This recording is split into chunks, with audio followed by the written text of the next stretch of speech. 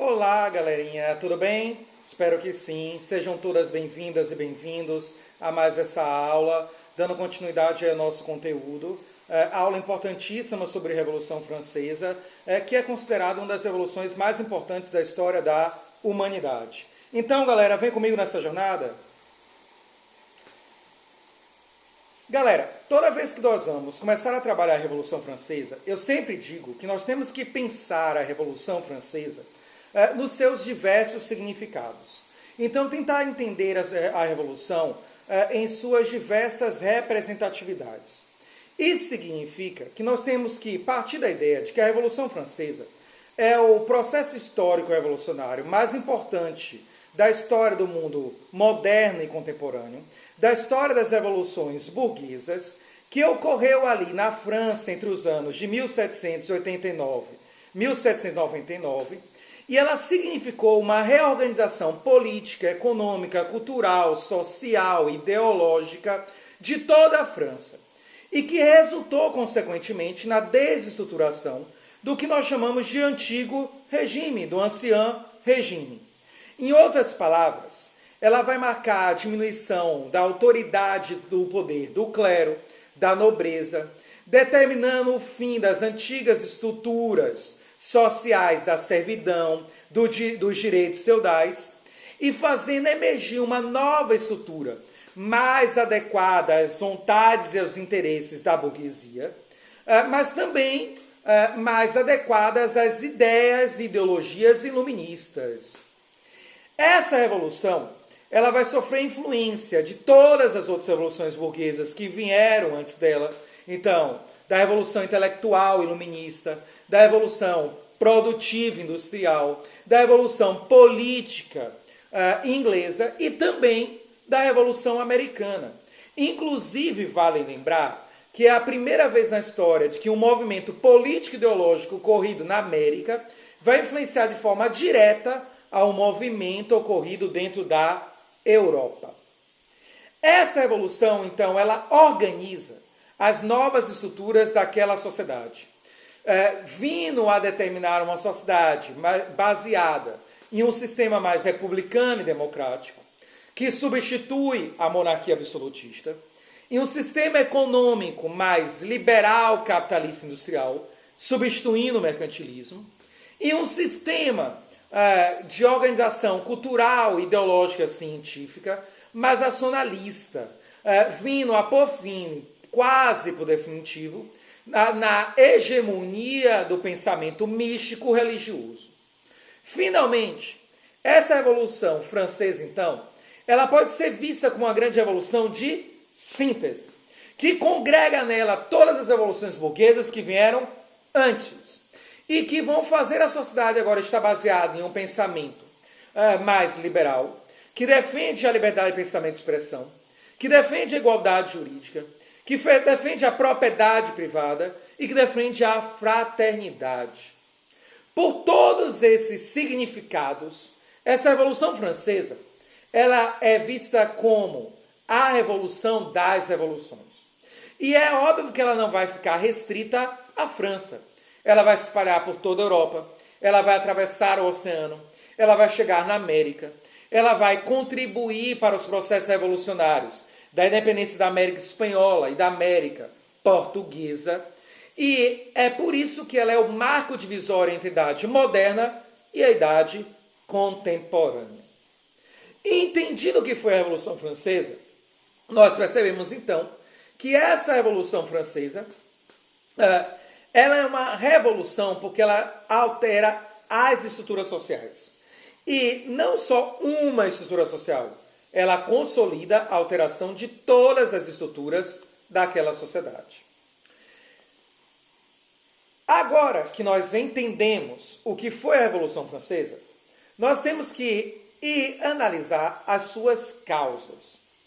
E, apesar da Revolução Francesa, para mim, ser o conteúdo mais gostoso da história geral, da história internacional, eu sempre digo que aquele conteúdo que é o melhor sempre começa pela parte não tão legal. Então a gente vai começar primeiro roendo o osso para depois o quê? Para depois comer o filé mignon.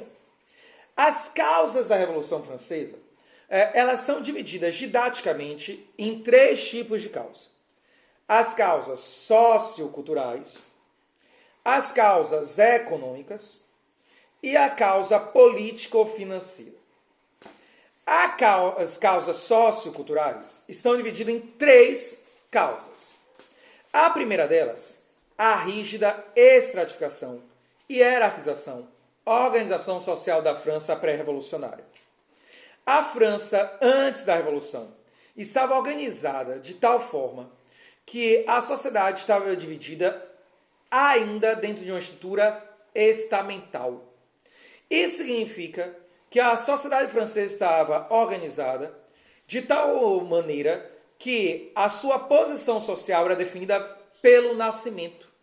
E se você nascia dentro de um grupo social, muito provavelmente você morreria naquele grupo social. Em outras palavras, galera, o sistema estamental é um sistema baseado no nascimento, em uma organização social com pouca mobilidade social, onde você nasce em um grupo, você tende a morrer naquele grupo.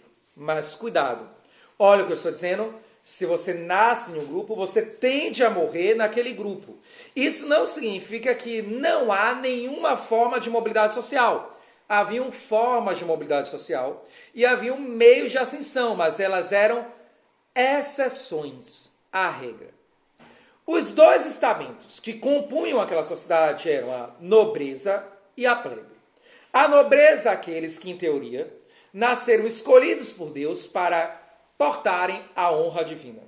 Um espírito superiores que fazia eles superiores e, portanto, fazer com que eles deveriam administrar a sociedade, administrar a produção, governar a política e guerrear.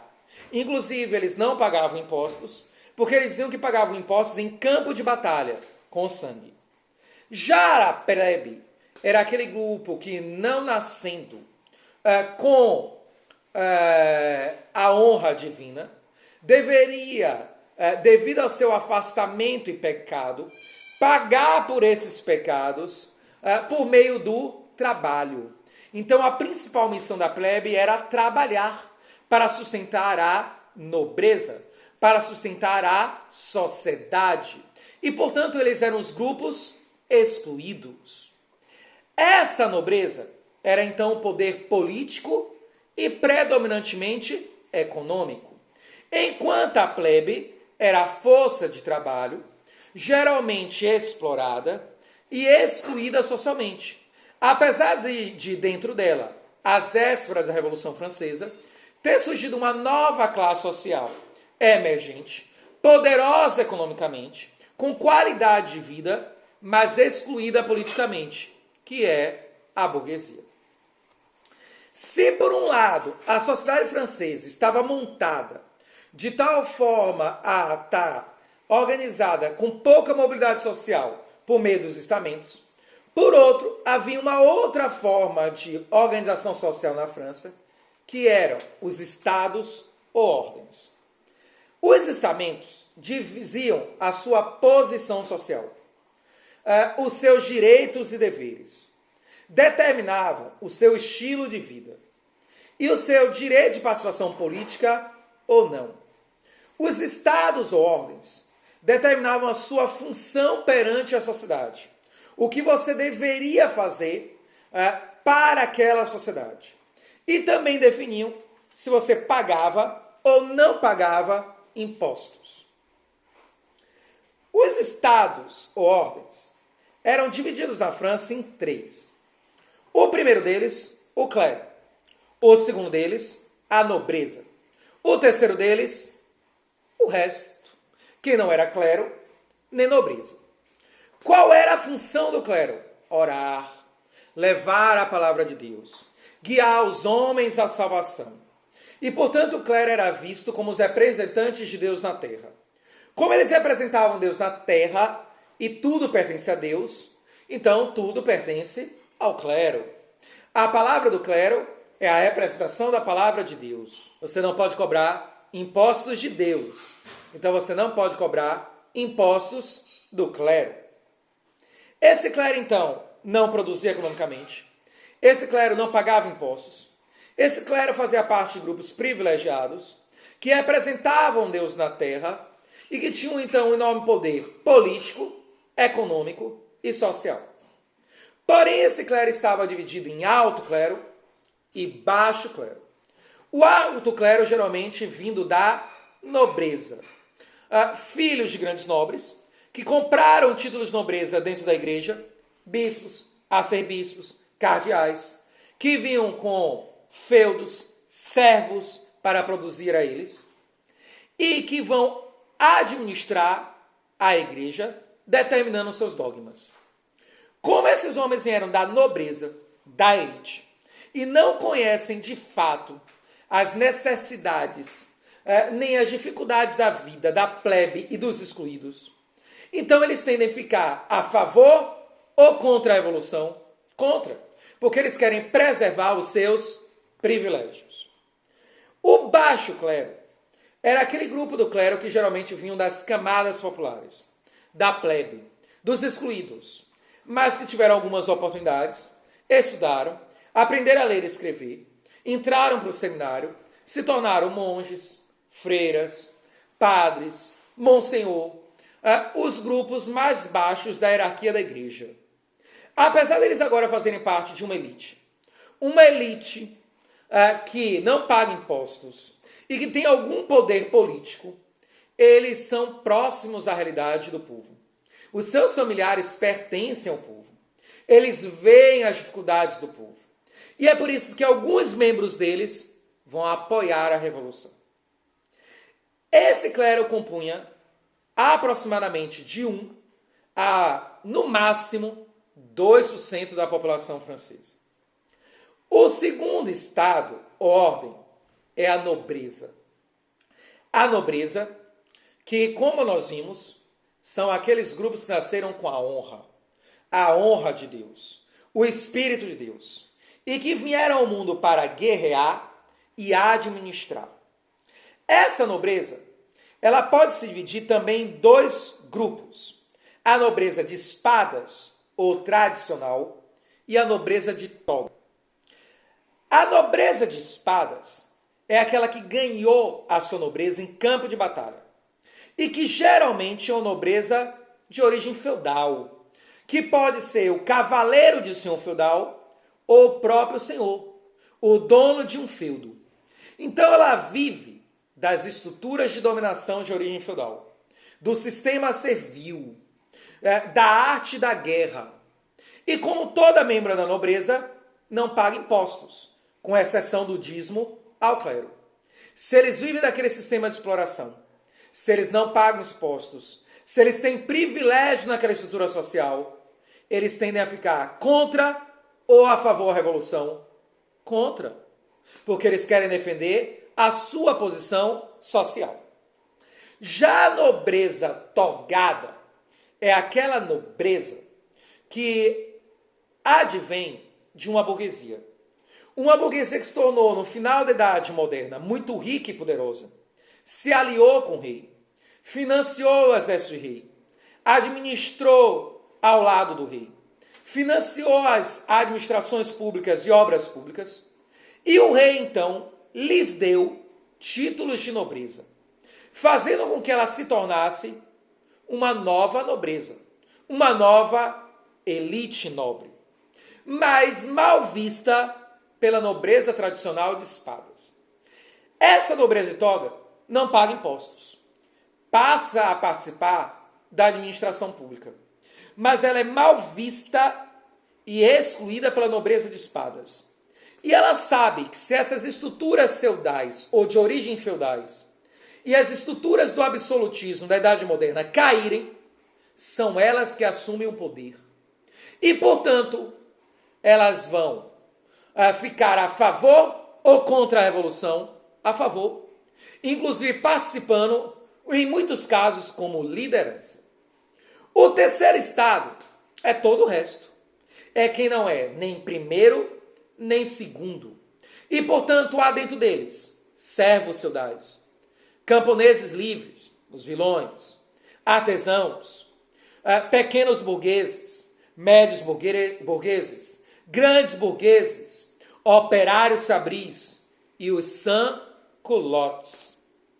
Sans-culottes, que eram antigos proprietários de terra, que perderam a sua terra e foram parar na cidade. E, portanto, eles perderam o direito de usar os culottes, uma vestimenta que só era permitido usar a quem era dono de terras. Não conseguindo se adequar ao novo sistema capitalista das cidades, foram marginalizados e viraram o grupo mais radical daquela sociedade. Eles têm que trabalhar, produzir, gerar riqueza. Eles mantêm o primeiro e o segundo estado. Eles que pagam os impostos. Eles são explorados e não têm o direito de participação política. Então eles vão ficar contra ou a favor da revolução. Joel é claro que é a favor. Não, eles são a revolução. São eles que vão fazer o processo revolucionário. Principalmente aqueles que serão comandados pela burguesia, a alta burguesia. Entendida a estrutura social de uma França rígida, que exclui a massa da população, que explora todo o terceiro estado, que exclui participação política à plebe e dá pouca possibilidade de mobilidade social e política, e, portanto, faz com que esses grupos em ascensão econômica, mas que querem o poder político, se revoltem e liderem o processo revolucionário, nós temos que entender que isso, em parte, justifica o ato revolucionário daqueles que são uma nova classe emergente, a burguesia, ou camadas médias que agora, ascendendo intelectual e economicamente, desejam participação política, mas não justifica a enorme participação popular dos grupos excluídos, inclusive uma marca típica da Revolução Francesa, já que todas as outras revoluções burguesas foram revoluções predominantemente elitistas, e que quando tiveram uma participação popular, tiveram apenas como massa de manobra, ou como grupos que participaram, mas que não tomaram poder. Enquanto dentro da França revolucionária de 1789, as camadas populares chegaram a tomar o poder do processo revolucionário de fato. E o que leva, galera, essa ampla, gigantesca participação política dessas massas populares são as péssimas condições de vida, de existência da população mais pobre. Essa população pobre dentro da França era excessivamente explorada, seja no campo ou na cidade. Essa população mais pobre na França, no campo, tinha que trabalhar horas e horas para arar, plantar, cuidar, colher na terra. E estava cada vez mais sendo explorado e com péssimas condições de existência. Nas cidades, isso não era tão diferente. Eles trabalhavam em fábricas, onde tinham que trabalhar às vezes 14, 16 horas por dia, de domingo a domingo, sem horas de descanso, sem um dia de descanso, ganhando muito mal. E as cidades francesas, elas tinham péssimas condições de higiene. E uma população mal alimentada, excessivamente explorada, que está trabalhando muito, em péssimas condições de higiene, vai tender a adoecer, o que vai levar a um alto índice de mortes. Piorado ainda mais no inverno, devido ao frio. Só que às vésperas da Revolução, a França vai viver crises climáticas, com secas, enchentes, geadas, que vão diminuir excessivamente a produção de alimento, aumentando preços desses alimentos, o custo de vida e aumentando a fome. A população pobre, excessivamente explorada, trabalhando muito, se alimentando mal, vai automaticamente reagir e vai buscar liderar um processo revolucionário, participando ativamente dele. A última grande causa sociocultural da França é o próprio iluminismo. Iluminismo que vai trazer as ideias liberais, as ideias cientificistas, racionalistas, defendendo que o poder emana do povo e que um Estado só é legítimo se representar a vontade da maioria do povo, a vontade geral. Iluminismo que, portanto, contesta o absolutismo monárquico e que defende as repúblicas democráticas. Iluminismo que diz que a sociedade deve ser anticlerical, que a sociedade deve ser racionalista e que o governo deve representar o povo que ele governa. Iluminismo que contesta a existência de um Deus que intervém sobre a vida humana. Porque se Deus existir e tiver consciência, nos deu livre-arbítrio. Se ele existir e não tiver consciência, como acreditavam os deístas, então ele não definiu nada. E se ele não existir, automaticamente, você faz da sua vida o que você quiser. E, portanto, o iluminismo aparece como uma ideologia que vai proporcionar que os grupos sociais, como a burguesia e o povo, se revoltem, buscando participação política, buscando melhores qualidades de vida, buscando criar um governo que o represente.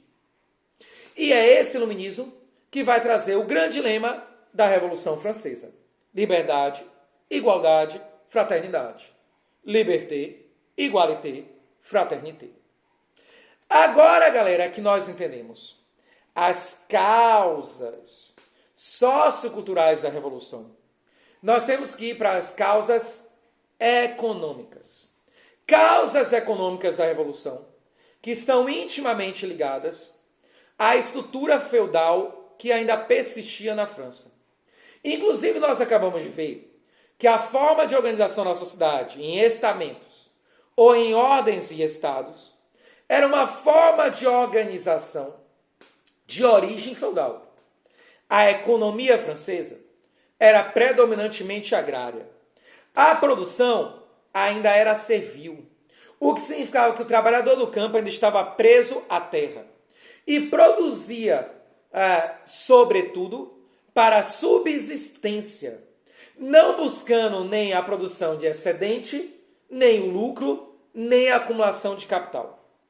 Essas estruturas feudais de uma produção agrária para a subsistência, sem excedente, sem acumulação de capital, era ultra prejudicial ao desenvolvimento do mercantilismo e mais à frente do capitalismo.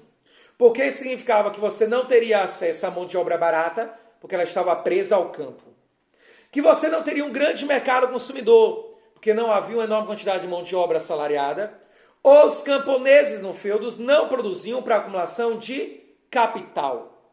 E, portanto, se criavam estruturas econômicas conservadoras, que produziam pouco, liberavam pouca mão de obra para a indústria, o comércio mercantil ou capitalista, e gerava pouco mercado consumidor. Essas estruturas, que já prejudicavam o desenvolvimento econômico da França, vão passar ainda por um ápice de prejuízo quando ocorrer a crise climática. Crise climática que vai prejudicar a produção agrária. E aí a França não vai ter nem mesmo a grande produção agrária de outrora. O trigo, as batatas, as uvas para fazer o precioso vinho francês vão cair em produção muito, fazendo com que a França não tenha nem o que comer, muito menos o que vender para as outras nações.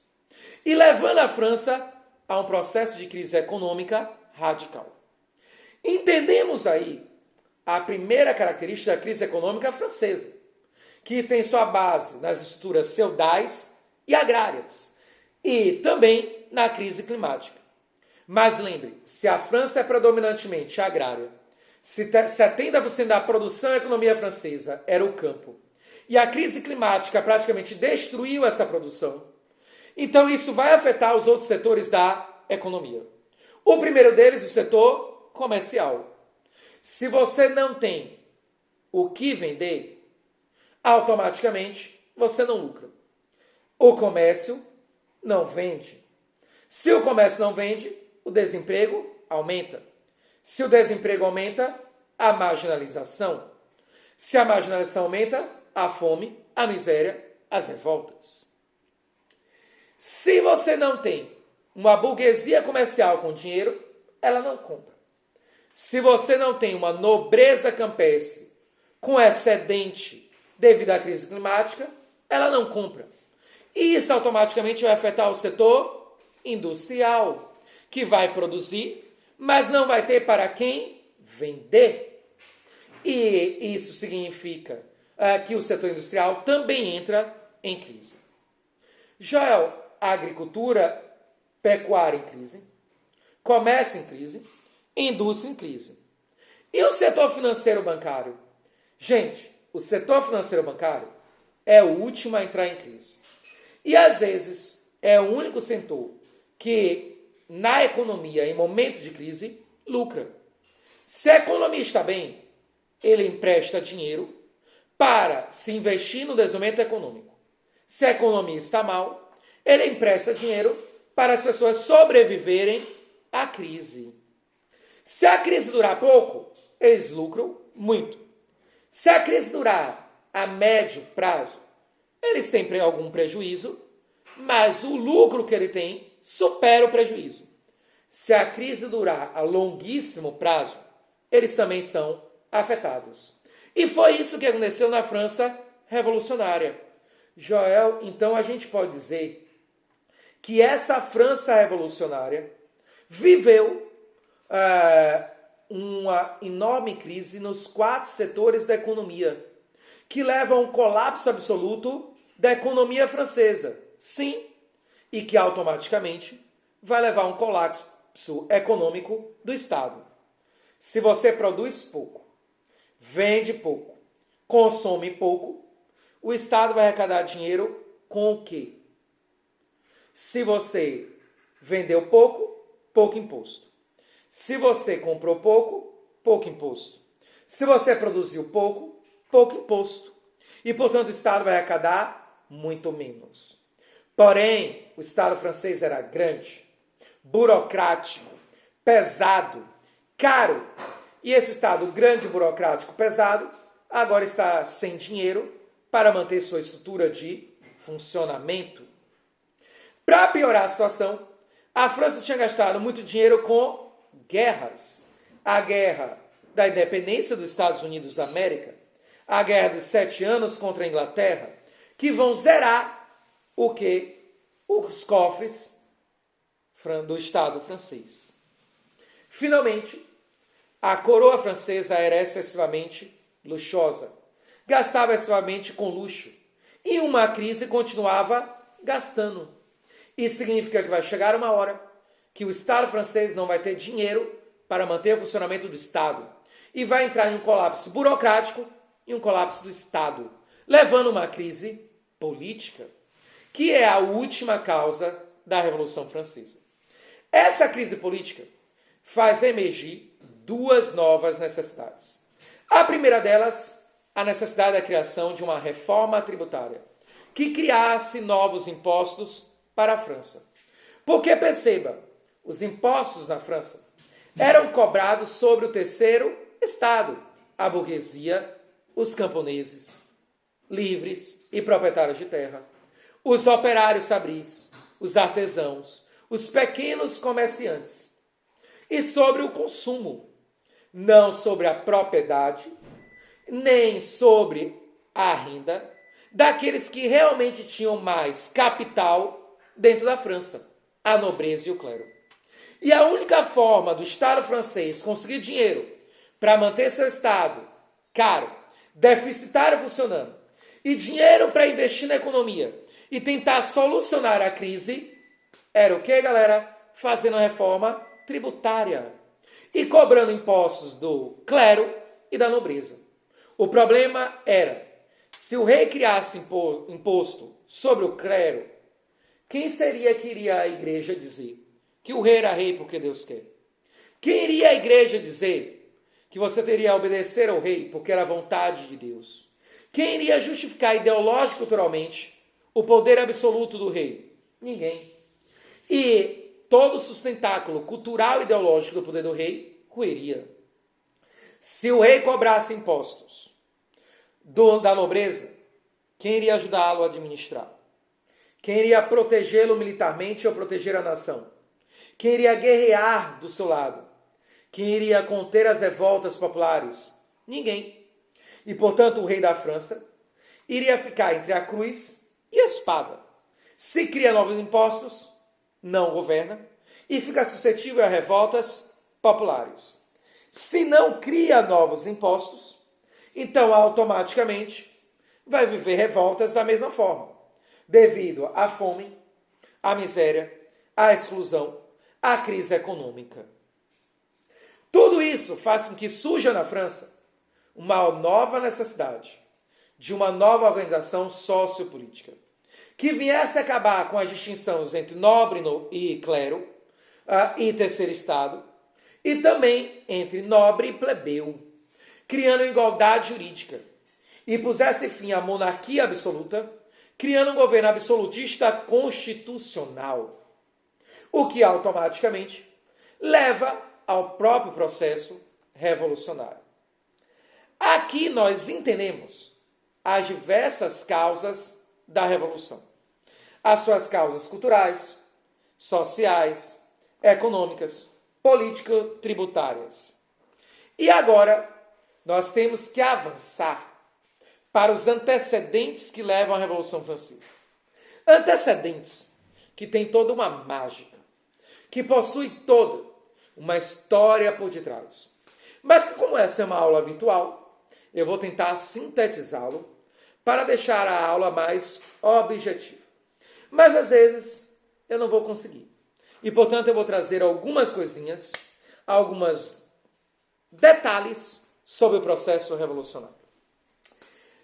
Quando a França já estava entrando em colapso, um grupo de burgueses muito poderosos da França vão se unir e vão formar o que nós chamamos de Clube dos 30. Esse Clube dos 30 era dono da maior parte dos jornais da França e começaram a publicar na França os problemas que aquela França vivia, acusando o rei de incompetência, a nobreza e o clero de privilégios e pregando a criação de novos impostos e, se possível, de uma monarquia constitucional, quem sabe, quiçá, uma república. Isso vai começar a criar um estímulo a revoltas e vai pressionar o rei. E o rei, desesperado, vai pedir conselhos com o clero. E o clero vai dizer: Vossa Majestade, a culpa é do senhor. Não. Os problemas da França são econômicos de origem climática. Ou não chove, ou chove muito, ou neva. Isso destrói a produção, faz com que se produza pouco alimento e afeta toda a nossa economia. Quem é o Senhor do clima? Quem é o Senhor do tempo? Deus. Essa então é a vontade de Deus de punir o ser humano, sobretudo o francês, pelos seus pecados. Porém, Senhor, o seu grande problema não é a crise climática, não é a vontade de Deus. São esses burgueses que jogam o povo contra o Senhor. Façamos o seguinte: identifique um burguês competente, capaz, e dê a ele o cargo de ministro da Economia e Fazenda. Faça com que ele controle toda a economia francesa. Se ele achar uma solução para os problemas econômicos da França, ótimo, estamos salvos. Iremos ajudar a todos, a nós e ao povo. Se ele não achar, ótimo também. Fica provado que a culpa não é nossa, do clero, não é da nobreza, não é de Vossa Majestade, que ninguém pode solucionar, porque é a vontade de Deus. E Luís XVI irá convocar quem? Irá convocar um nobre de toga, um homem de origem burguesa, que era um dos últimos burgueses dentro da França a ter lucros.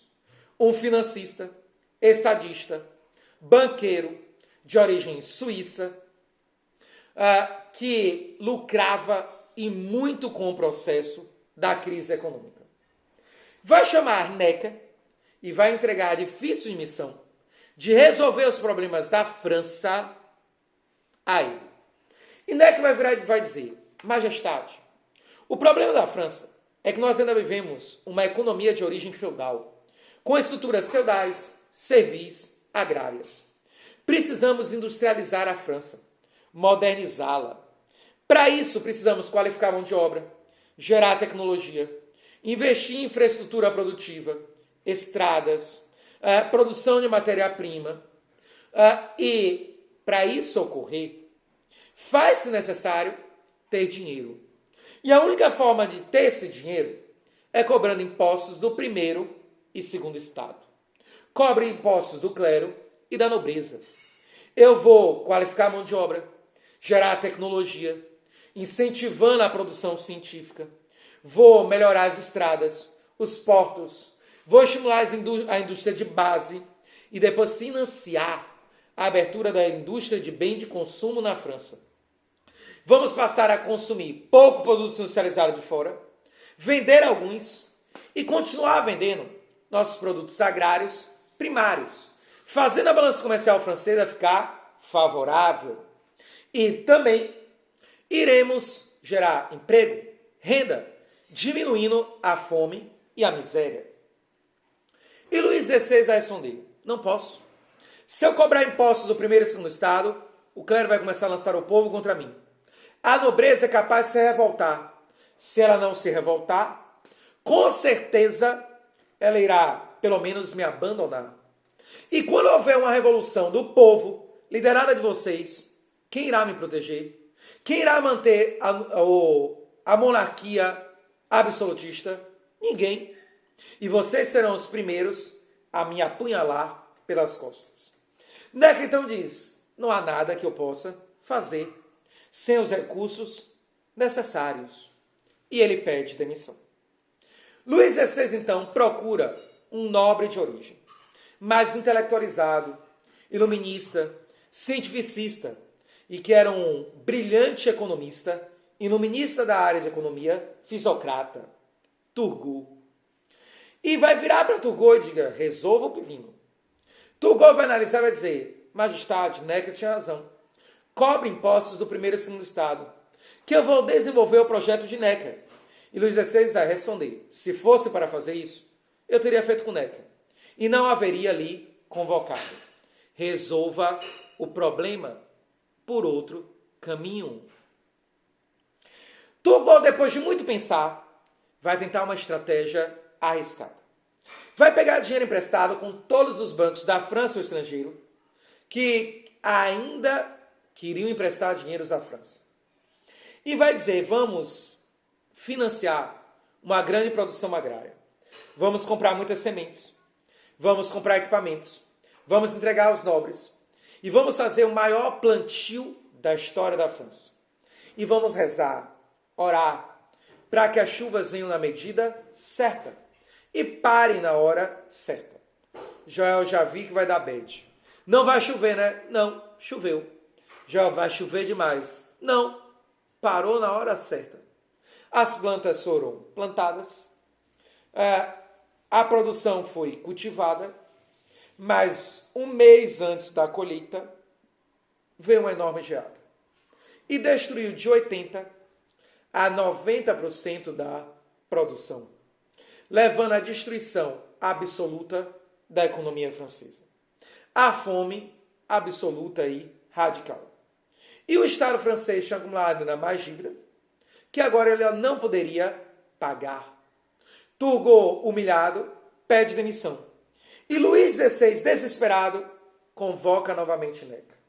E Necker aceita, com uma condição: que ele tivesse acesso a todas as contas do Estado francês, inclusive as contas pessoais do rei e da rainha, que demonstravam que enquanto o povo passava fome e a economia estava devastada, destruída, o rei e a rainha faziam festas bacônicas no palácio, com tudo pago pelo Estado francês, com muita comida para jogar fora, e ignorava as necessidades populares.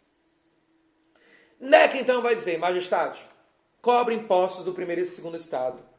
E Luís XVI, que era um homem fraco, sabia que deveria fazer, mas não tinha a coragem necessária, vai dizer: você sabe que eu não posso. E então o Necker vai dizer: majestade, faça o seguinte, convoque então uma Assembleia dos Notáveis.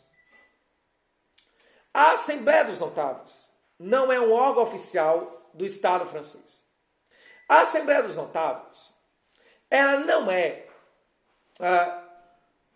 uma instituição legal daquele Estado.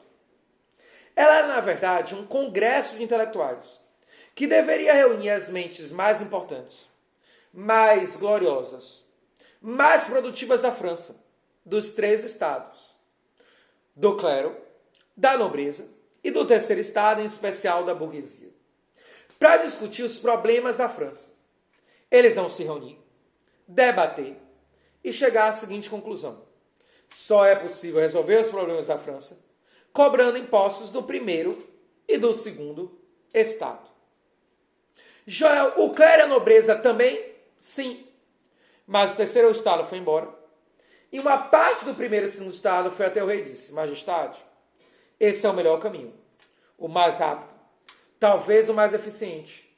Mas cuidado, quando o senhor cobrar impostos do primeiro e segundo estado, no mínimo, parte irá lhe abandonar. Uma parte pode se revoltar.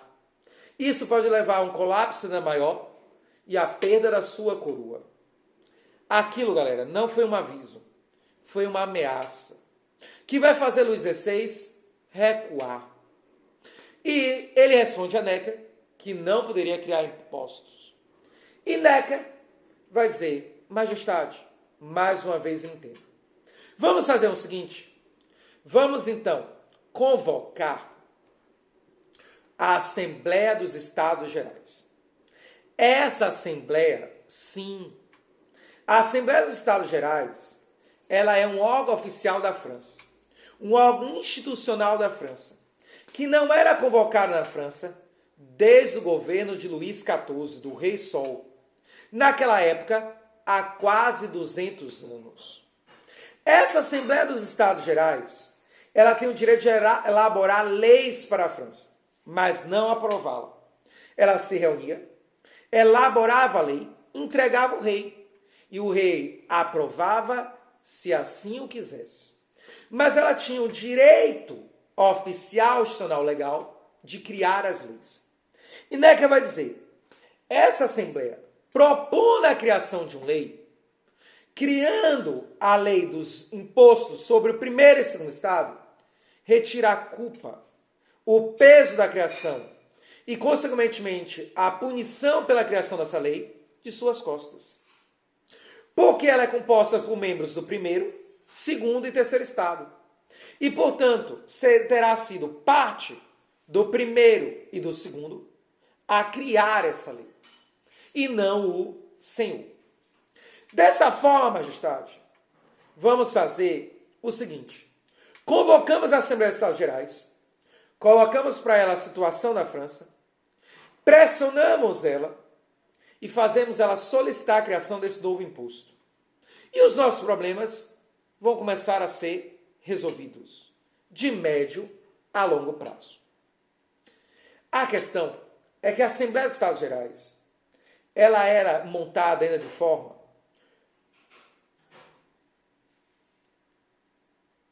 absolutista, com características feudais.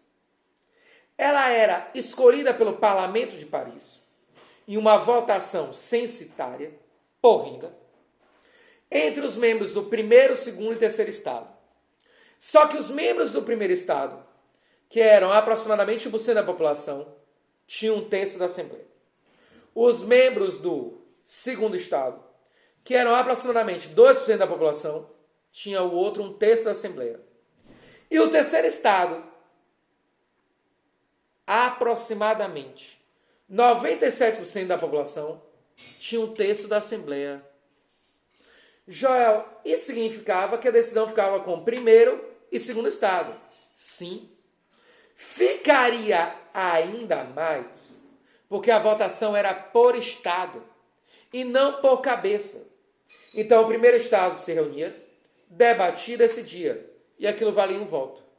O segundo estado se reunia, debatia e decidia, e aquilo valia um voto. O terceiro estado, da mesma forma, valendo um voto. E, consequentemente, provavelmente, para a criação de um imposto sobre o primeiro e segundo estado, a resposta já estaria dada. Seria 2 contra 1. E o imposto não seria criado. É aí que o Clube dos 30 vai começar a pressionar o rei. Vai usar os jornais para fazer o povo ir às ruas e solicitar que a Constituição da Assembleia dos Estados Gerais modificasse. que agora os membros do terceiro estado fossem triplicados e, portanto, eles tivessem 3/5 da Assembleia, lhe dando maioria. Joel, mas isso não importa se a votação for por estado, não um homem, um voto. E aí que eles pressionavam o rei para fazer a votação individual, um homem, um voto. Com 3/5 da Assembleia, eles aprovariam a lei. Isso vai cair feito uma bomba sobre Luís XVI, e Luís XVI vai de novo recuar. E Neca vai até ele e vai dizer: Majestade, faz o seguinte, estão dizendo que o senhor é insensível à vontade do povo, que o senhor é autoritário, ou então fraco, que não é capaz de resolver os problemas da França tomando decisões. Eu discordo completamente da segunda opção. Mas é necessário o senhor demonstrar que está ouvindo o povo, para atraí-lo para o seu lado e demonstrar que o ama. Por outro lado, nunca deve se recuar demais, porque um rei absolutista deve demonstrar que a última palavra é sempre a dele. Então vamos fazer assim, um passo para trás, para dar 2 passos à frente. Vamos dobrar os membros do terceiro estado. Joel, isso faria que eles tivessem 2/4. Porque agora o primeiro estado teria 1/4, o segundo estado 1/4 e o terceiro estado 2. Daria empate. Não necessariamente. Porque lembre que uma parte do segundo estado, a nobreza togada, pode voltar com o terceiro. E uma parte do clero, o baixo clero, também pode voltar com o terceiro.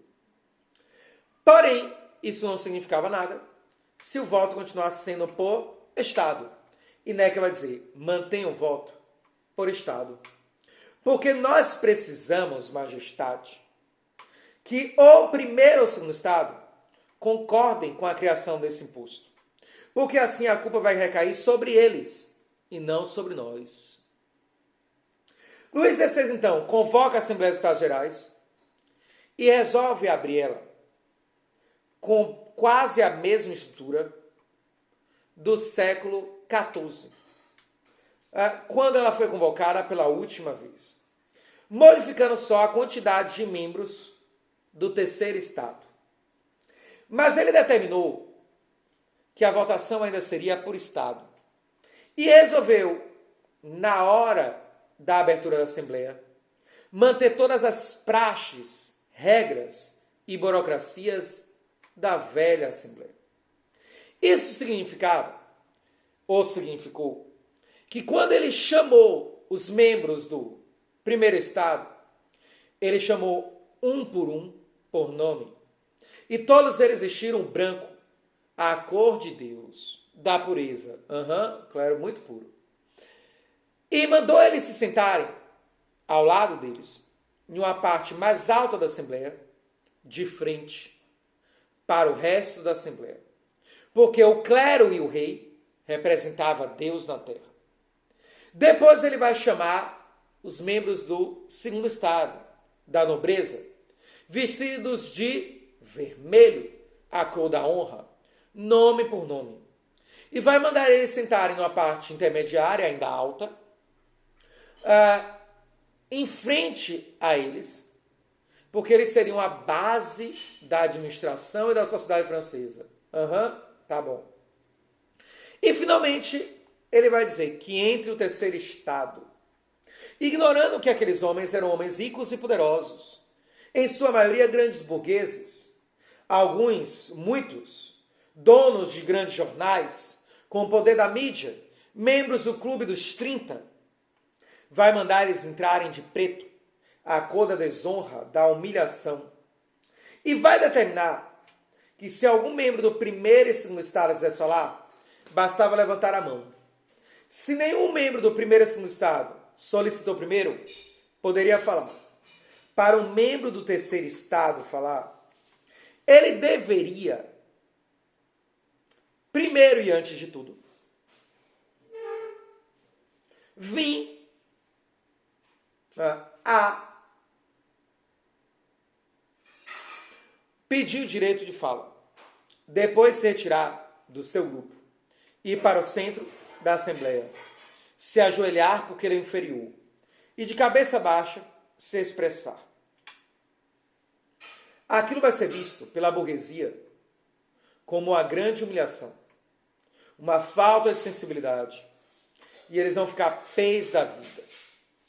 Quando a Assembleia começa, o covarde, inabilidoso, incompetente do Luís XVI vai tentar dar uma de o corajoso, o porretão. E vai o quê? E vai virar para a Assembleia e vai dizer que eles estavam ali para discutir os problemas econômicos da França. Que eles estavam ali para discutir sobre a criação de um novo imposto ou não para a França. Mas que jamais, de forma alguma, eles estariam ali para questionar o poder real. Que o poder do rei advinha de Deus. E quem tentasse questionar isso, iria pagar com a mão forte da coroa. Do rei, daquele bundão, esquece.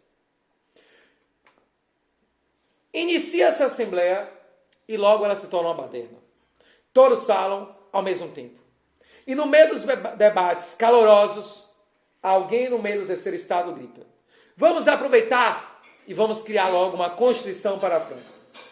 Luís XVI então tenta dar uma de o corajosão de novo. Mete a mão na mesa, levanta e diz: eu só não irei punir com morte aquele que falou isso, porque não deu para identificar quem foi. Mas se eu tivesse identificado, estaria agora condenado à decapitação. Da próxima vez que alguém questionar o meu poder inquestionável de origem divina, se não denunciarem quem foi que o fez, eu vou matar todos que estavam próximos. E um homem, que era um membro da nobreza togada, mas de origem burguesa, com direito de fala a hora que quisesse, porque era o ministro do Estado, nessa hora vai se retirar da Assembleia. Vai para o centro dela, vai virar para o rei e vai dizer: Necker virou para o rei e disse: Vossa Majestade, parece que o senhor ainda não entendeu a gravidade real da situação. A França está falida e quebrada. O Estado francês sem recursos. A produção em baixa. O comércio quase inexistente. O Estado em colapso. O povo faminto. E revoltas estourando em toda a França. E enquanto o senhor pensa que a própria representação de Deus, o seu poder é questionado por todos. Por nós do terceiro estado, mas também por aqueles que pertencem ao primeiro e segundo. A diferença é que nós temos coragem de dizer que não acreditamos na sua competência para resolver os problemas da França e que queremos estabelecer um governo constitucional que submeta o seu poder ao poder de um parlamento, um governo de origem iluminista, enquanto os outros tentam te apunhalar pelas costas, vindo a te proteger pela frente, mas te trair na primeira oportunidade.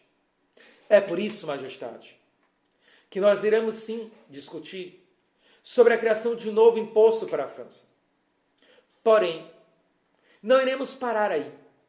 Iremos criar uma nova Constituição, criando uma monarquia constitucional e submetendo o seu poder à vontade geral. Se fosse Luís XIV, o Rei Sol, ele iria até Necker na hora. Puxaria a espada, cortaria a cabeça de Necker fora, ali mesmo, e perguntaria: alguém mais quer falar contra a vossa majestade? Mas como era Luís XVI, ele vai tremer nas bases e gaguejando vai dizer que a Assembleia estava fechada. O primeiro e segundo estado, com medo da radicalização, do arrojo revolucionário do terceiro, vai se retirar da Assembleia junto com o rei. E o rei vai enviar as tropas do palácio para debelar, expulsar o terceiro Estado de dentro da Assembleia dos Estados Gerais. Enquanto aqueles deputados do terceiro Estado estavam sendo expulsos, em um corredor eles olham para o lado e veem a porta de um grande salão, a sala do jogo da pela, uma espécie de jogo de tênis da época.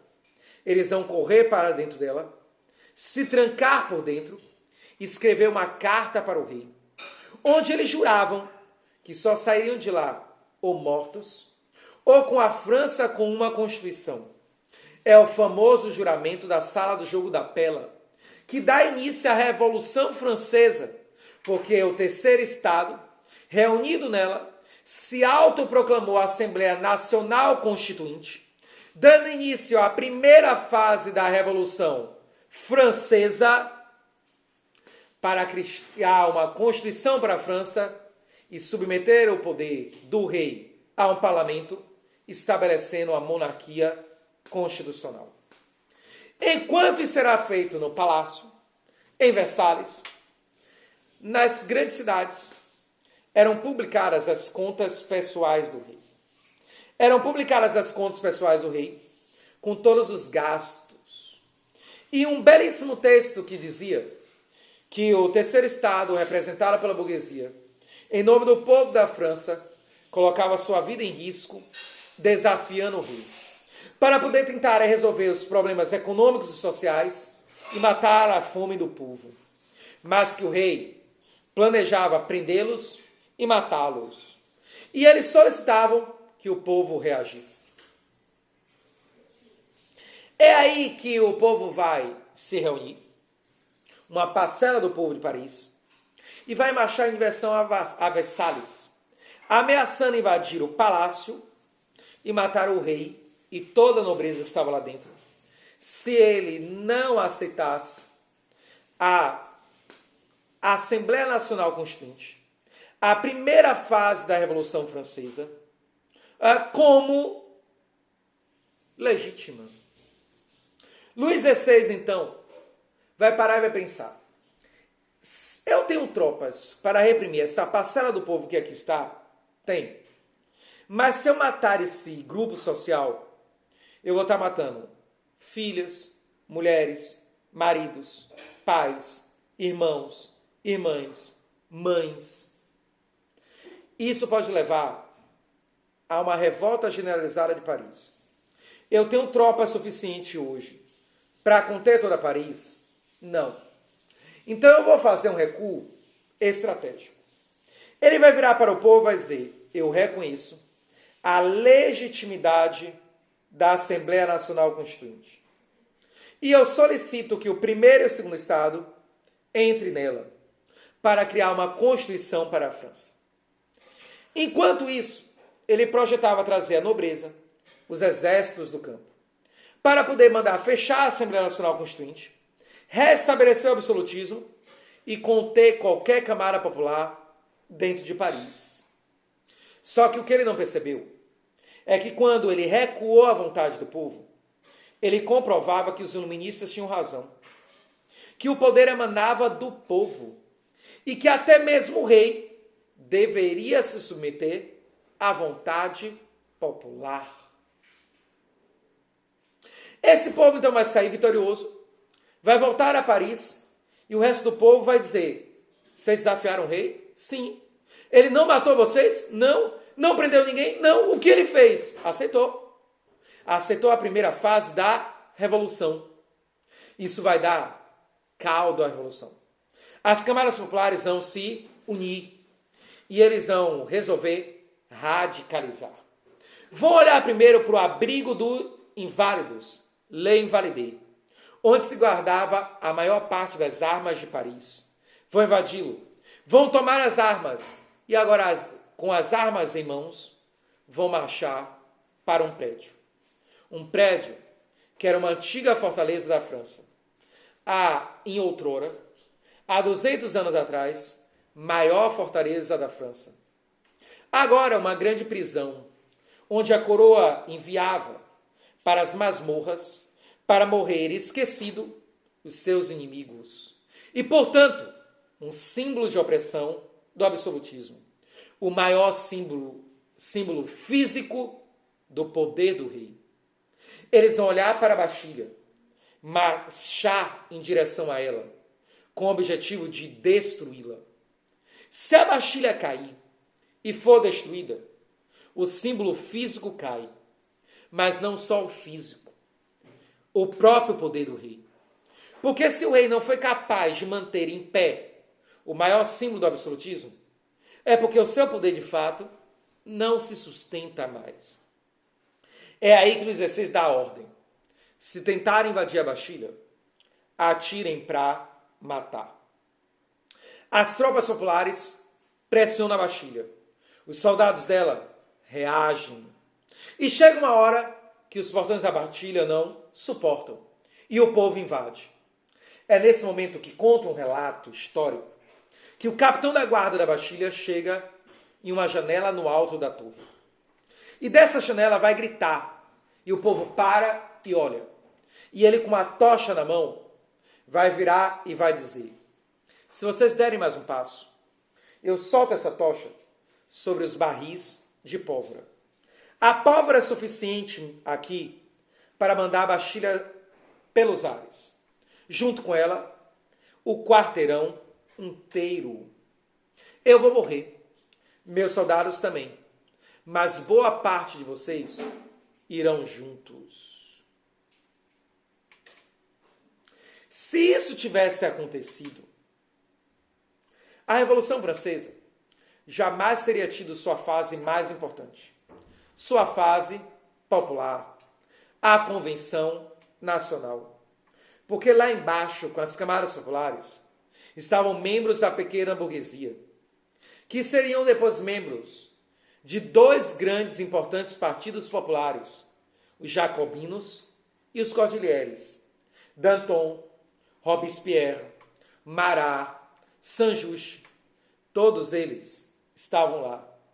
Se esses homens morrem, a Revolução jamais teria conhecido sua fase popular como ela o foi.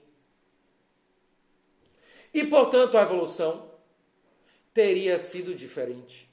Provavelmente ainda mais elitista e ainda mais burguesa, já que a Revolução Francesa é uma revolução burguesa, apesar de ter tido uma fase popular. Só que nessa hora, um homem que não se sabe quem é, provavelmente um soldado da Bastilha, vai chegar por trás, vai segurar com a mão a tocha do capitão da guarda e com a outra vai empurrá-lo janela abaixo. Esse homem vai cair nos braços do povo, que irá matá-lo, decapitá-lo, invadir a Bastilha, matar todos os soldados, decapitá-los, soltar os prisioneiros, destruir a Bastilha tocando fogo nela e depois, pedra por pedra, vai cravar a cabeça dos soldados da Bastilha em lanças e vai sair pelas ruas comemorando sua vitória. Nesse momento, aquela revolução que era tipicamente burguesa começava a tomar ares populares e radicais, com medidas próprias do povo. E a Assembleia Nacional Constituinte, primeira fase da Revolução, irá ter que tomar medidas para atrair o povo ao seu lado. Já a Assembleia Nacional Constituinte é a primeira fase. E quais são as outras? Primeira fase da Revolução, a Assembleia Nacional Constituinte, que, como o próprio nome diz, é a Assembleia que está reunida para criar a nova Constituição da França, estabelecendo a monarquia constitucional. Segunda fase, uma vez criada a Constituição Francesa, então não era mais uma Assembleia Nacional Constituinte, mas sim uma monarquia constitucional, com poder baseado no povo, em seus representantes, no parlamento. E, portanto, o poder passava a ter como principal símbolo a Assembleia Legislativa. E é por isso que essa segunda fase vai se chamar de Assembleia Legislativa ou Monarquia Constitucional. Essas duas fases são tipicamente elitistas, comandadas pela alta burguesia. A terceira fase é a mais radical, a popular, quando os jacobinos tomam o poder em nome do povo, implantando uma república e estabelecendo um governo popular feito pelo povo, com o povo, para o povo, que vai instituir um Estado assistencialista, que vai buscar não só a igualdade jurídica, liberdade de pensamento e expressão, mas a diminuição das desigualdades sociais. A quarta e última fase da Revolução, o Diretório ou Diretório Nacional, onde a burguesia retoma o poder, mas mantém a república, mas uma república oligárquica, elitista e conservadora.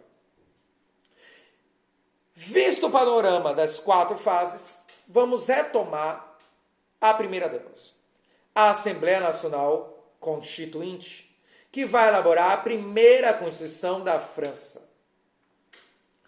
Essa Assembleia Nacional Constituinte vai, nesse momento, resolver criar, primeiro, uma coisa chamada Comuna de Paris. Não confunda a Comuna de Paris da Revolução Francesa em 1789 da Comuna de Paris de 1870-71. São revoluções completamente diferentes. A Comuna de Paris de 1789 é o governo provisório burguês que está governando a França enquanto a França não possui uma Constituição. Então é o governo temporário e ditatorial da burguesia. Junto com a Comuna de Paris, vai se estabelecer a Guarda Nacional, uma tropa formada por membros da população pobre e comum, mas paga pela burguesia, amada pela burguesia, que deveria ser utilizada para manter a paz e a ordem, reprimindo qualquer tentativa de contra-revolução da nobreza do clero, ou qualquer tentativa de radicalização do povo. Então era o poder armado da burguesia para manter os seus interesses.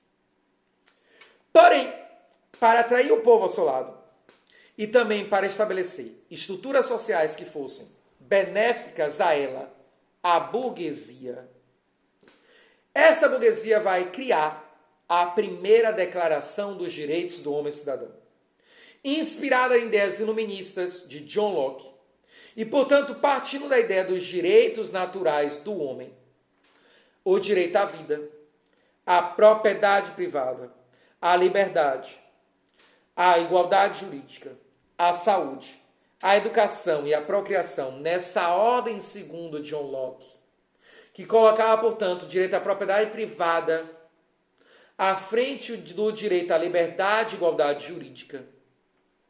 Partindo dessas ideias, os direitos do homem e do cidadão vão estabelecer a liberdade de pensamento e expressão, a igualdade jurídica, a defesa da propriedade privada e dizer que a grande missão do Estado era garantir a segurança, a ordem e a paz. Eles vão dizer que a soberania política advém do povo e que, portanto, o Estado só é legítimo se representa a vontade do povo. Que se o Estado não representa a vontade do povo, então ele tem o direito à revolta para criar um Estado que o represente. Que esse povo tem o direito de ter os seus direitos naturais garantidos. E, finalmente, eles vão estabelecer o fim do dízimo, o que era benéfico a eles e ao povo. Eles deixam de pagar impostos, o povo também, sobra mais dinheiro para o povo consumir, aquecendo a economia.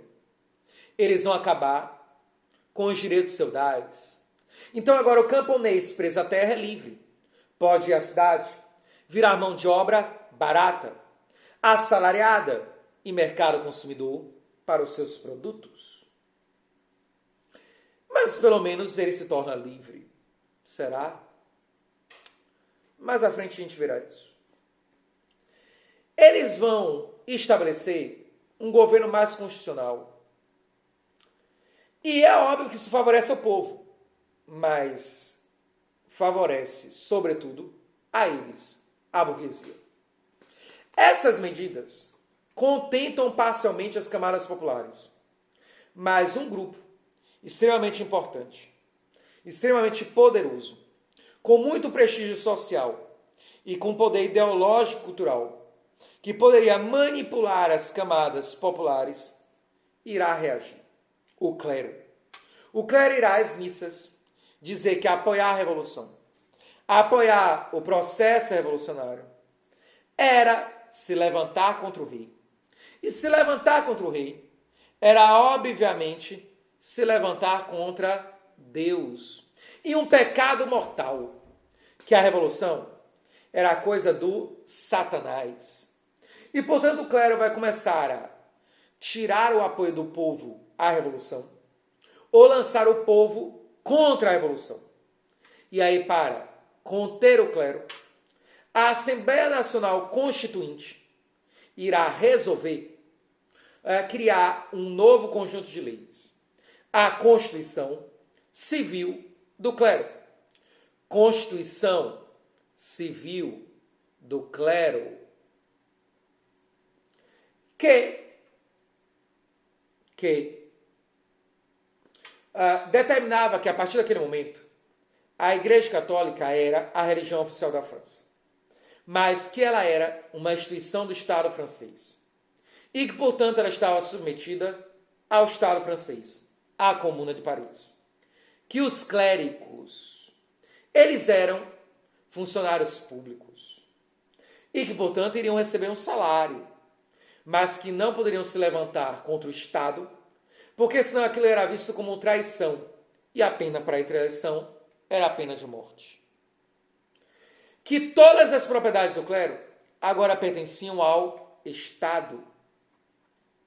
E, finalmente, que todo o alimento que estava nos celeiros do clero deveriam ser distribuídos para o povo. Com isso, eles silenciaram o clero com ameaça de morte.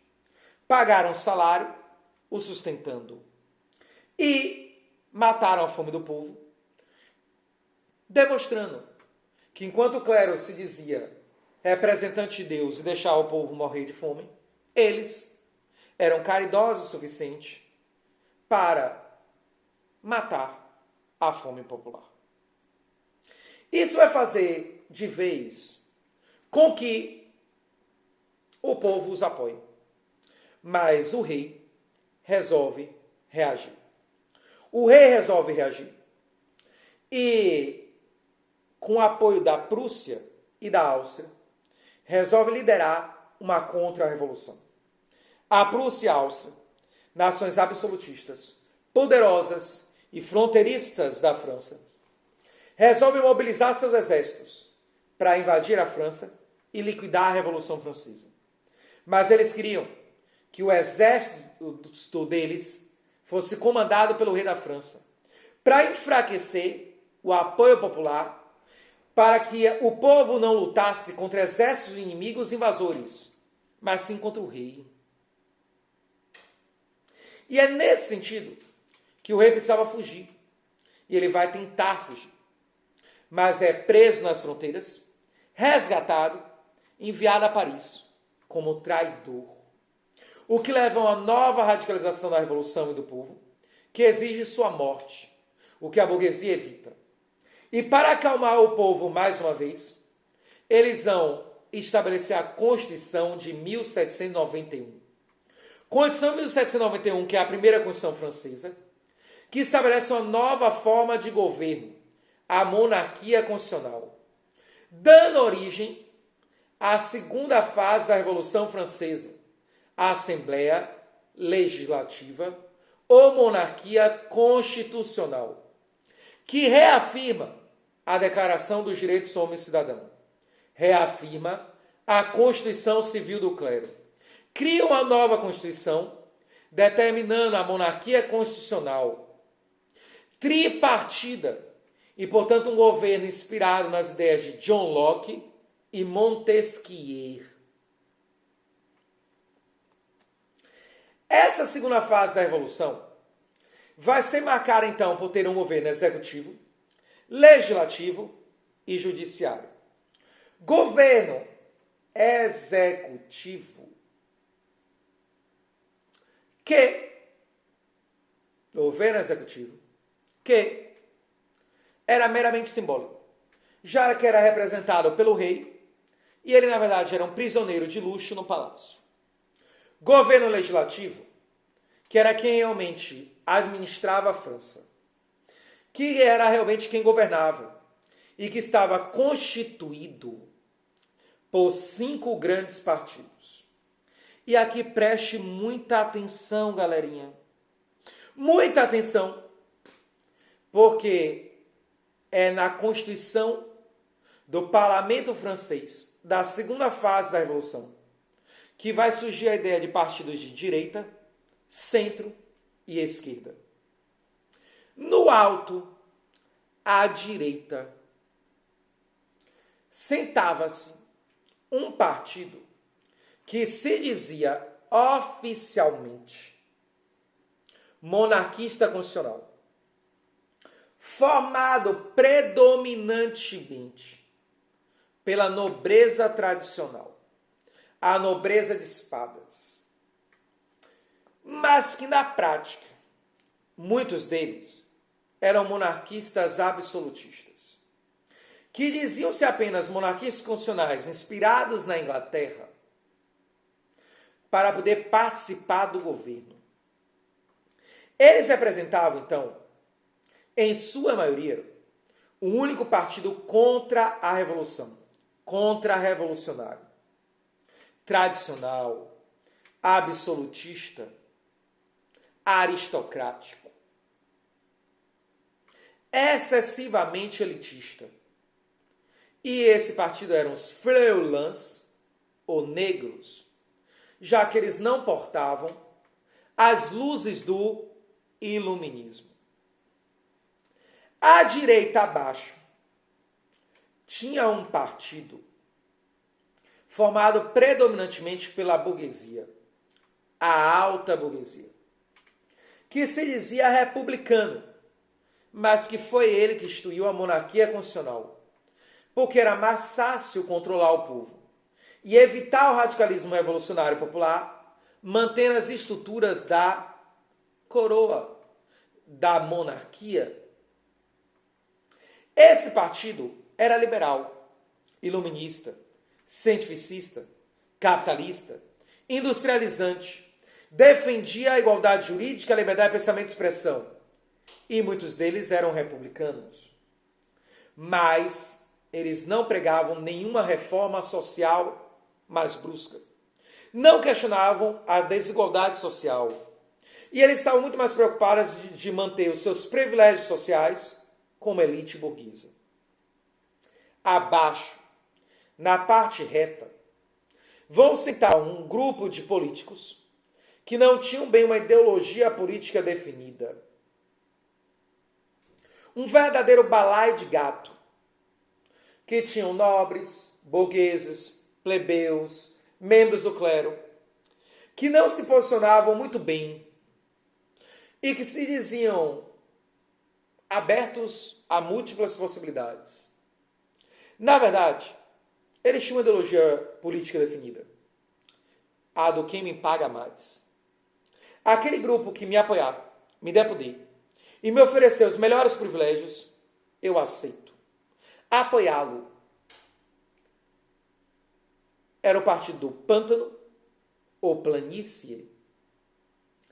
À esquerda, na parte baixa, havia um partido chamado Jacobinos, que queria uma instauração de uma república popular, próximo dos sans-culottes, do grupo mais radical da Revolução, mas que dizia que a França era todo o povo francês, e que, portanto, eles deveriam governar para o povo e para a elite, em uma aliança entre eles, mas privilegiando o povo.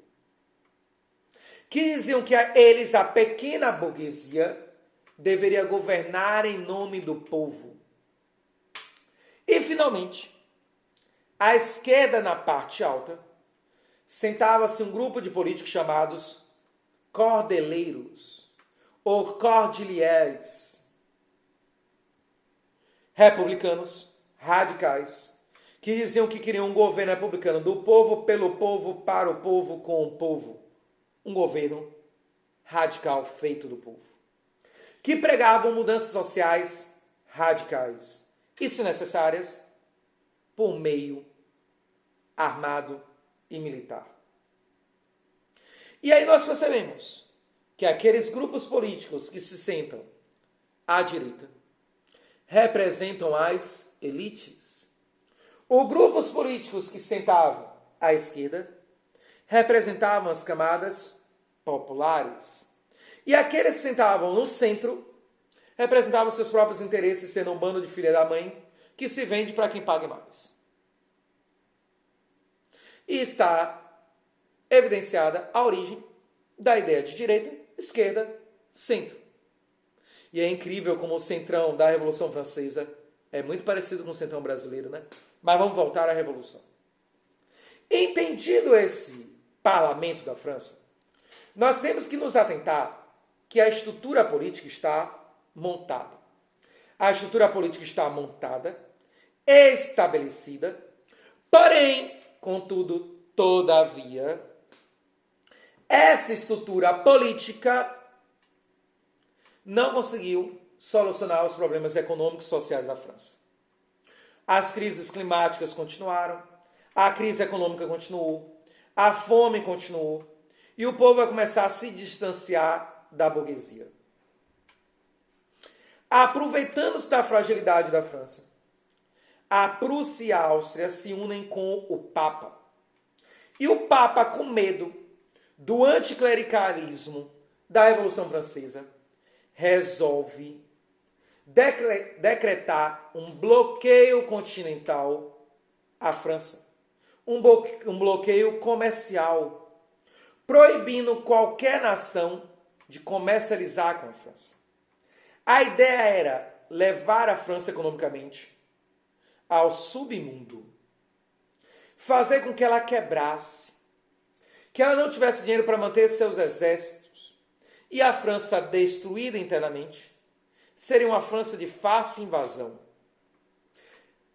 O Estado francês, percebendo isso, resolve declarar guerra antes, porque eles vão pensar, antes que a guerra venha até nós, que vai nos destruir mais ainda, que nós levemos a guerra para eles, que isso vai enfraquecer eles e também vai difundir os ideais revolucionários.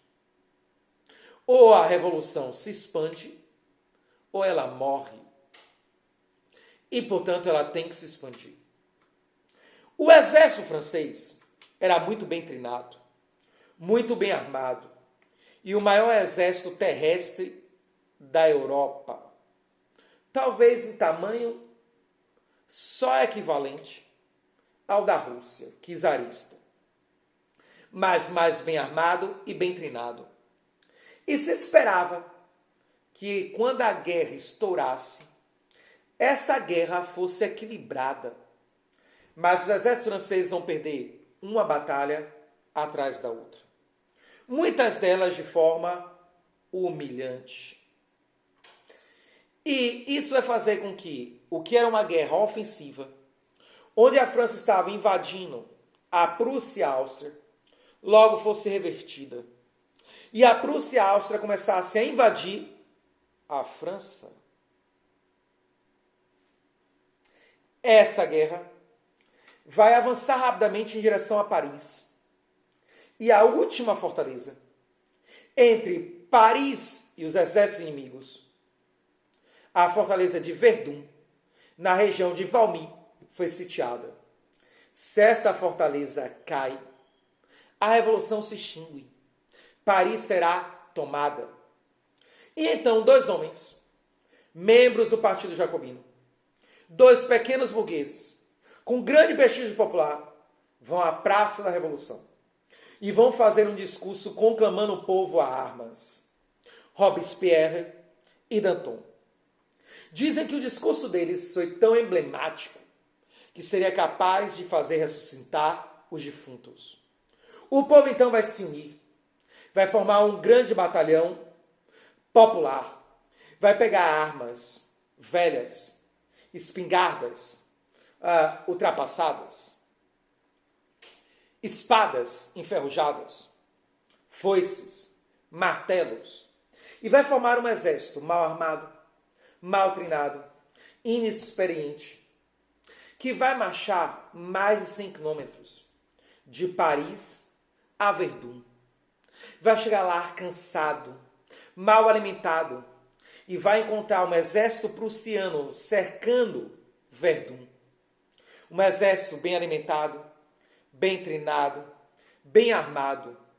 E esse exército prussiano vai olhar para aquele povo camponês, citadino, operário, pobre, faminto, mal treinado, mal armado, mal alimentado, e vai perguntar o que eles eram capazes de fazer contra eles. E eles vão cometer o primeiro grande erro de todo exército: subestimar o adversário. Eles esqueceram que o pior de todos os exércitos não é necessariamente o mais bem armado e o mais bem treinado. É aquele que é capaz de fazer tudo em nome da vitória, inclusive entregar a sua própria vida. E os franceses estavam lá para salvar a revolução em nome de dias melhores, dos seus filhos, das futuras gerações. A batalha vai começar e ela vai ser uma das mais sangrentas da história, porque o povo vai querer se vingar pelos mais de 1000 anos de revolução. Aliás, desculpe, de exploração feudal e aristocrática. Depois de longas horas de batalha, aquele exército mal treinado, mal armado, faminto, mas alimentado pela esperança de dias melhores, terá vencido a batalha. Irá retornar a Paris, invadindo os castelos feudais, para matar os nobres que estavam traindo a França, escolhendo as piores estratégias militares, ou denunciando as estratégias para os exércitos inimigos, para que o exército revolucionário fosse derrotado. E vai chegar a Paris e vai exigir a cabeça do rei. Como os girondinos não irão aceitar, eles vão invadir o parlamento, retirar os girondinos do poder, acabar com a Assembleia Legislativa, abrir novas eleições e dar origem à terceira mais radical e popular das fases da Revolução Francesa, a Convenção Nacional. Mas que nós iremos ver na próxima